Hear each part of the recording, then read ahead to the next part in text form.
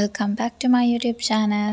කොහොමද ඔයාලට අද මට හිතුණා වීඩියෝ එකක් අරන් එන්න weekly meal prep කරන එක සහ මගේ වැඩ ලේසි කරගන්න මම කුස්සියේදී පාවිච්චි කරන tips ටිකක් ඔයාලත් එක්ක share කරගන්න. හරි අපි එහෙනම් බලමු මොනවද කියලා. මේකෙන් සමහරක් දේවල් සමහර අය දැනටමත් කරනවත් ඇති දන්නවත් ඇති. ඒ වගේම මේ වීඩියෝ එක හොඳයි නම් ලයික් කරලා කමෙන්ට් කරලා සබ්ස්ක්‍රයිබ් කරන්නත් අමතක කරන්න එපා. මම සාමාන්‍යයෙන් කරන්නේ සතියකට හරියන්න එළවලු එකපාර අරගෙන ඇවිල්ලා මේ විදියට ඔක්කොම ටික හොඳට හොද ගන්නවා. හොදලා ඉවර වෙලා හොඳ සර්වියට් එකක් අරගෙන ඒක කවුන්ටර් টොප් එක උඩ තියලා මම ඒකට අර හොදගත් එළවලු ටික ඔක්කොම වතුර බේරෙනකන් තියලා තියෙනවා ටික වෙලාවක් මේ විදිහට.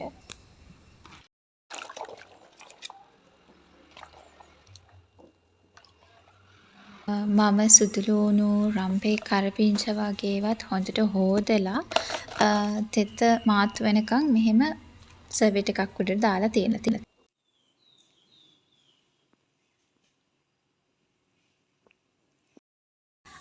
අර හොදගත්ත එළවලු ටික මම මෙහෙම කන්ටේනර්ස් වලට දාලා ෆ්‍රිජ් එකට දානවා. ටිෂු එකක් යටින් දානවා. දෙහි තක්කාලි ඒ වගේ ඒවා දාද්දි මම ටිෂු එකක් යටින් දාලා තමයි එයා ෆ්‍රිජ් එකට දාන්නේ.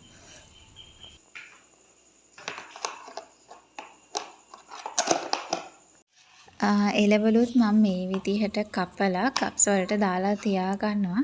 එතකොට මට උයන්න ගන්න වෙලාවට හරිම ලේසියෙන් ඉක්මනට උයා ගන්න පුළුවන් මේ විදිහට තියාගත්තාම. මේ විදිහට කප්ස් වලට දාලා තියාගත්තාම මට හරිම ලේසි වැඩ ටික කරගෙන යන්න. ඔයාලත් මේ දේවල් වලට අමතරව තව මොන හරි කරනවා නම් මගේ මොන හරි වැරදි අඩපාඩු තියෙනවා නම් පහලින් කමෙන්ට් එකක් දාලා මට කියන්න. මේ මම හදාගන්න හදන්නේ ජින්ජර් ගාර්ලික් පේස්ට් එකයි සහ ගාර්ලික් වෙනම චොප් කරලා මම තියාගන්නවා හොදි වලට දාන්න. එතකොට මට සැරෙන් සැර එක කප ඉන්න ඕන වෙන්නේ නැති හින්දා. මම මේ දැන් හදාගන්න යන්නේ ඉඟුරු සුදුලූණු පේස්ට් එක. ඉඟුරු සුදුලූණු පේස්ට් එක හදාගන්න කලින් ඉඟුරු ටිකයි සුදුලූණු ටිකේ තියෙන වතුර ටික හොඳට ඉවත් කරලා ඉවර වෙලා තමයි බ්ලෙන්ඩ් කරගන්න ඕනේ. නැත්තම් මේක වැඩි දවසක් පාවිච්චි කරන්න වෙන්නේ නැහැ. නිකන් පාවිච්චි කරන්න බැරි තත්යකට පත් වෙනවා.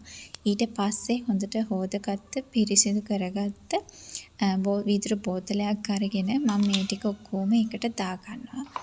දාලා ඉවර වෙලා මම මේකට තෙල් ටිකක් එකතු කරනවා. ඊට පස්සේ බෝතලේ වහලා ෆ්‍රිජ් එකෙන් දාලා තියෙනවා. ඒ වගේම කියන්න ඕන මම මේ ඉඟුරු සුදුලූණු පේස්ට් එකට පාවිච්චි කරන්න එකම එක හැන්දක් ඒකත් ඒ බෝතලේ ඇතුළෙම දාලා තියෙනවා. වෙන වෙන හැඳි දාන්නේ නැහැ මම ඒකට.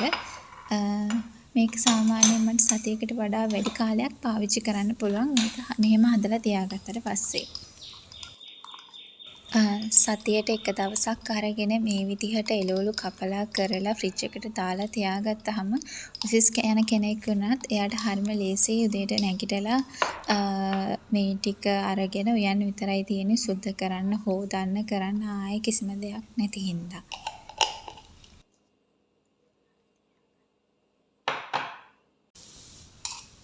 මේ තියෙන්නේ මම හදාගත්ත ගාර්ලික් පේස්ට් එක.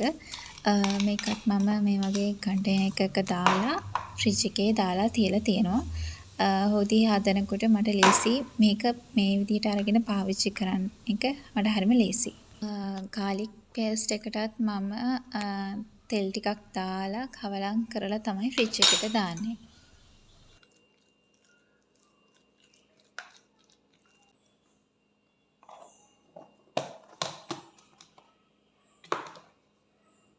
ඒ වගේම මම තව කරන දෙයක් තමයි හාල් මැස්සු ගෙනාවට පස්සේ හාල් මැස්සු ටික ඔක්කොම හොඳට සුද්ධ කරලා ඉවර වෙලා පොඩි කප් එකකට දාලා තියා ගන්නවා.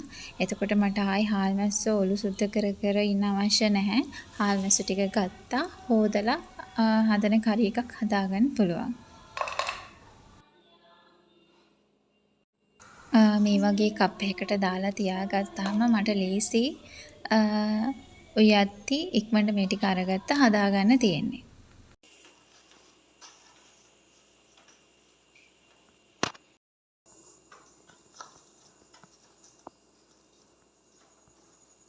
ආමිරසුත් හොඳට හෝදලා මේ වගේ යටින් ටිෂුව එකක් දාලා මේ වගේ කප් එකක දාලා තියලා තියාගන්නවා. එතකොට මට ලේසි වෙන හින්දා.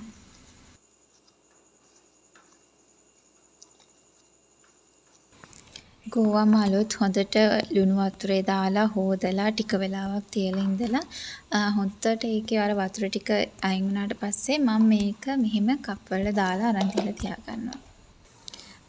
කරපිංචාත් මම මෙහෙම හොඳට හෝදලා වේලලා ඉවර වෙලා වතුර ටික ගියාට පස්සේ මෙහෙම මේ විදිහට හූරලා අරගෙන කප් එකක දාලා තියාගන්නවා. එතකොට මට ඕන වෙලාවට පාවිච්චියට ගන්න පුළුවන් හරිම ලේසියෙන් ඉක්මනට.